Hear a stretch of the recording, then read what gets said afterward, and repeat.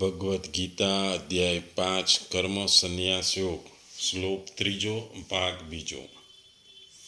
એટલે જે આગળ વાતો કરી એમ અહીં આ શ્લોકમાં ભગવાન કહે છે કે જે કર્મયોગી કદી દુઃખને કે દુઃખ આપતા પદાર્થોને ધિક્કારતો નથી, સુખ કે સુખ આપતા પદાર્થોની ઈચ્છા નથી, જેને ઇન્દ્રિયોના વિષયમાં આસક્તિ કે અણગમો નથી, જે ઠંડી અને ગરમી, હર્ષ અને શોક, જય અને પરાજય, લાભ અને ગેરલાભ, પ્રશંસા અને નિંદા, માન અને અપમાન જેવા દ્વંદ્વોથી મુક્ત હોય છે, એ નિત્ય સંન્યાસી માનવી જોઈએ। તે હંમેશા કર્મમાં મગ્ન હોય છે ને આવો જે દ્વંદ્વ રહિત વિનાનો માણસ સુખપૂર્વક સંસારના બંધનમાંથી મુક્ત થઈ જાય છે। સાધનાના આરંભમાં સાધક અંતઃકરણમાં દ્વંદ્વ રહે, જ્યારે સાધના ચાલુ કરે તેના મનમાં દ્વંદ્વ રહે। સત્સંગ છે, સ્વાધ્યાય, વિચાર વગેરે કરવાથી તે પરમાત્માને પોતાનું ધ્યેય માની લે છે, પરંતુ પોતાના કહેવાતા મન, ઇન્દ્રિયો વગેરે રુચિ સ્વાભાવિક રીતે ભોગ ભોગવવા તથા સંગ્રહ કરવામાં રહે છે। એટલા માટે સાધક ક્યારેક પરમાત્મા તત્વને પ્રાપ્ત કરવા અને ક્યારેક ભોગ તેમાં સંગ્રહ કરવા ઈચ્છે છે। તેનો જેવો સંગ મળે છે તેના અનુસાર તેના ભાવોમાં પરિવર્તન થાય છે। એમ છતાં પણ તે ભોગો શાંતિથી નથી ભોગવી શકતો, કેમ કે સત્સંગ વગેરેના સંસ્કારો તેના અંતઃકરણમાં વૈરાગ્ય પેદા કરતા રહે છે। આ રીતે સાધકના અંતઃકરણમાં દ્વંદ્વ, ભોગ ભોગવવું કે સાધન કરવું ચાલતો રહે છે। આ દ્વંદ્વ ઉપરનો હમભાવ ટકેલો છે।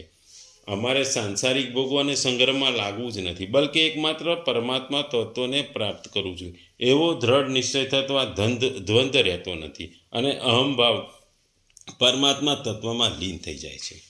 ટૂંકમાં બહારના સુખ દુઃખ કે સુખ દુઃખની પરિસ્થિતિમાં સમ, અંદરના સુખ દુઃખથી પર થવું એને નિદ્વંદ અર્થાત દ્વંદ્વ રહિત કહે છે। તાદાત્મ્યમાં ચેતન અંશની મુખ્ય જિજ્ઞાસા રહે છે અને જડ અંશની મુખ્યત્વે કામના રહે છે।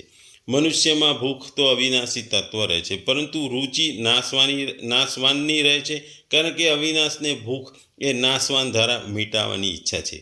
ભૂખ અને રુચિનું આ દ્વંદ્વ મનુષ્ય સંસાર બંધનને દ્રઢ કરે છે।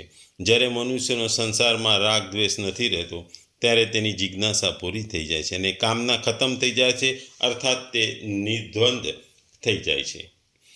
આ શ્લોકની બાબતમાં એક વાર્તા યાદ આવે છે કે રાજા ભરથારી બહુ જ ફેમસ એટલે કે બહુ જાણીતો રાજા હતો।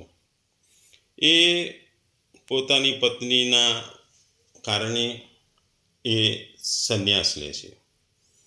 એટલે એ સંન્યાસ સંપૂર્ણ એ પોતાની પત્નીના ધોખાથી એના માઇન્ડમાં વૈરાગ્ય આવે છે અને પોતાનું સંપૂર્ણ રાજ્ય વિક્રમાદિત્યને સોંપીને ઉજ્જૈનની ગુફામાં જાય છે।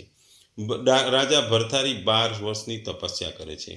રાજા ભરથારીની કઠોર તપસ્યા જોઈ ઇન્દ્ર ભયભીત થઈ જાય છે। ઇન્દ્રને થાય છે કે આ જો તપસ્યા કરશે સ્વર્ગ પર આક્રમણ કરશે, એટલે ઇન્દ્ર ભરથારી પર એક વિશાળ પથ્થર મારે છે। તપસ્યામાં બેઠેલા ભરથારી એ પથ્થર એક હાથમાં રોકી લે છે અને તપસ્યામાં બેહી રહે છે। આમ કેટલાય વર્ષોની સુધી તપસ્યા કરે છે અને પથ્થર એમના હાથમાં પડેલો હોય છે અને આ પથ્થર ઉપર ભરથારીનો પંજો પડી જાય છે। આજે પણ જોવાલાયક સ્થળોમાં એની વાત અને એ પથ્થરની ચર્ચા થાય છે। ભરથારી પછી એ 12 વર્ષની તપસ્યા કર્યા પછી એ પોતાના ગુરુની પાસે જાય છે, ગુરુ ગોરખનાથથી જાય છે। ગુરુ ગોરખનાથને ત્યાં પોતાનો શિષ્ય બનાવવા માટે એ આગ્રહ કરે છે અને શિષ્ય તરીકે રહેવા લાગે છે। આમ શિષ્ય તરીકે રહેતા જોઈને ગુરુ ગોરખનાથજી એકવાર શિષ્યોને કહે છે કે જો રાજા થઈને પણ એણે કામ, ક્રોધ, લોભ, અહંકાર વગેરેને જીતી લીધા છે અને પોતે દ્રઢ નિશ્ચય થઈ ગયો છે, એનામાં કોઈ દ્વંદ્વ નથી કે કોઈનો દ્વેષ નથી અને કોઈની આકાંક્ષા નથી। શિષ્યો કહે છે ગુરુજી આ તો રાજા છે જેને ત્યાં 365 રસોઈયા હતા, ભોગવિલાસમાં ઉછરેલો છે, એટલે આને આ બધી વસ્તુ તો આ રાજા હોવાથી કામ, ક્રોધ, લોભ વગેરે રહી શકે નહીં, એટલે એની પરીક્ષા કરો। એટલે ગુરુ ભરથારીને કહે છે કે ભરથારી જાઓ, ભંડાર માટે જંગલમાંથી લાકડિયા લઈ આવો। રાજા જંગલમાં જઈ લાકડીઓ એકત્રિત કરી પોતાના માથે ઉચકીને આવતા હોય છે. આ જોઈને ગુરુ ગોરખનાથ એક શિષ્યને કે જા એને ધક્કો એવો માર કે એનો માથે ઉચકેલા લાકડાનો બોજો પડી જાય. આ સાંભળી બીજો શિષ્ય એની રાજા ભરથારી પાસે જાય છે ને એમને જોરથી ધક્કો મારે છે. આ ધક્કાથી ભરથારીના માથા ઉપરથી લાકડાનો જે ભારો હતો એ પડી જાય છે. પણ આ વસ્તુ થયા પછી પણ ભરથારીના ચહેરા પર કે આંખમાં કોઈ ગુસ્સો નથી હતો કે નથી કંઈ બોલતા, અને એ એમને અંદર આશ્રમમાં જાય છે ફરીથી એ લાકડાનો ભારો ઉચકીને. એટલે ગુરુ કહે છે કે જો આ ભરથારીએ ક્રોધને જીતી લીધો છે. શિષ્ય પછી કહે છે કે હજુ એમની પરીક્ષા લેવી જોઈએ. એટલે ગુરુ એક મહેલની રચના કરી દે છે. ગોરખનાથ ભરથારીને મહેલ બતાવે છે, જેમાં જાત જાતના વ્યંજનો, જાત જાતની રાણીઓ, જાત જાતના નોકર ચાકર હોય છે, જે સેવકોની અંદર સત્કાર કરતા હોય છે. પણ આ બધું જોઈને પણ ભરથારીને કોઈ કામ ના થઈ નહીં, એની નજર એના પર પડી નહીં, અને એ એમને ચાલતા આગળ નીકળી ગયા. આ સાંભળીને, આ જોઈને ગોરખનાથજી શિષ્યોને કહે છે કે જુઓ, આનો વિશ્વાસ છે કે હવે આ ભરથારીનો કામ, ક્રોધ, લોભ આદિને જીતી લીધા છે. શિષ્યો કહે છે ગુરુજી ફરી એક પરીક્ષા લો. એટલે ગોરખનાથ ગુરુજી ભરથારીને કે જાઓ તમે 1 મહિના મરુભૂમિમાં નાગા એટલે પગ પર પેદલ યાત્રા કરો, નંગે પાંવ, એટલે કોઈ પણ પગમાં ચંપલ બંપલ પહેર્યા વગર. આ વાત સાંભળીને ભરથારી ચાલી પડે છે. ચાલતા ચાલતા એ રાજસ્થાનની મરુભૂમિમાં પહોંચી જાય છે. ત્યાં તડકો ખૂબ જ હોય છે, પણ એમનો પગ જળતો હોય તો પણ ચાલતા જાય છે. 1 2 દિવસ 3 દિવસ એમ 7 દિવસ વીતી જાય છે.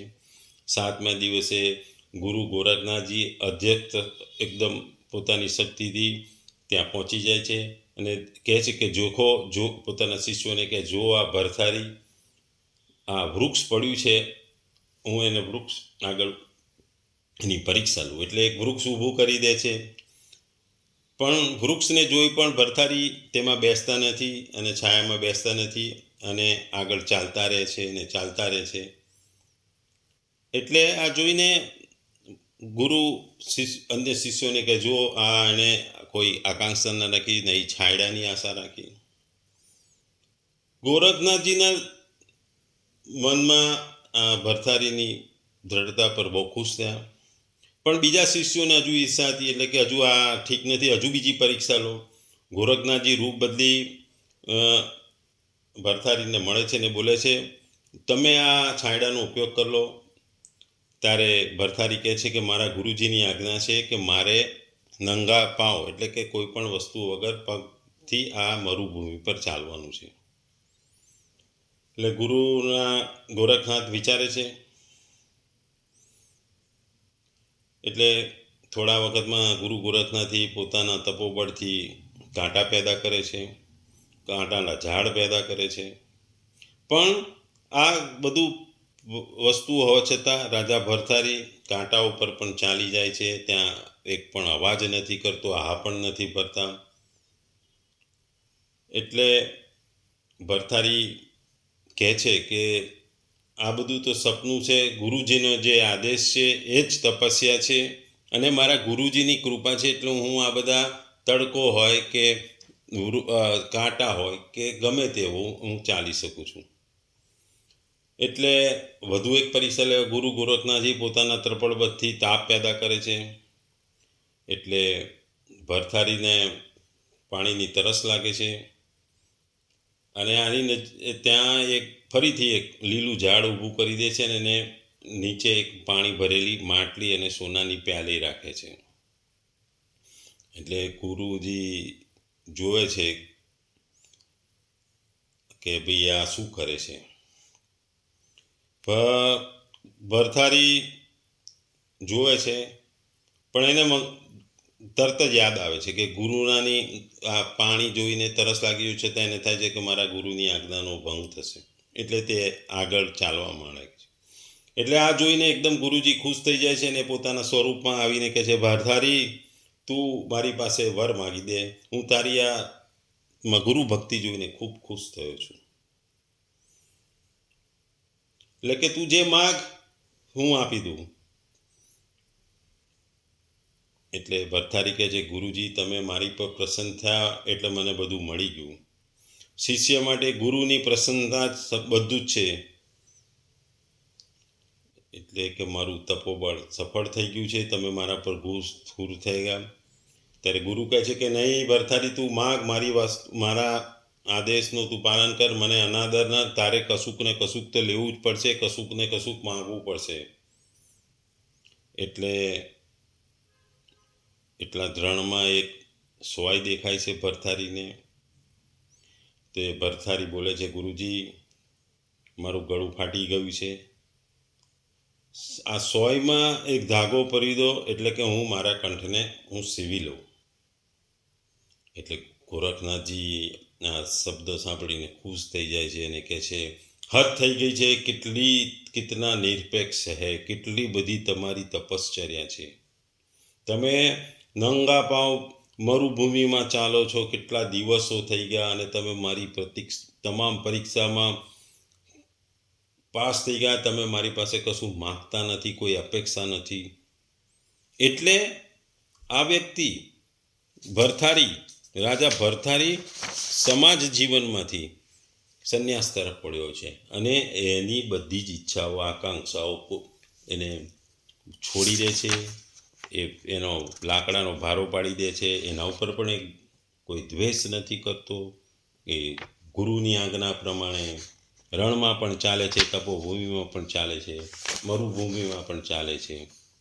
એટલે આ જ ખરો યોગ કહેવાય. એક ગુરુની આજ્ઞાથી એક સંન્યાસ યોગ થાય છે. એ સંન્યાસ કર્મયોગ, કર્મ સંન્યાસ.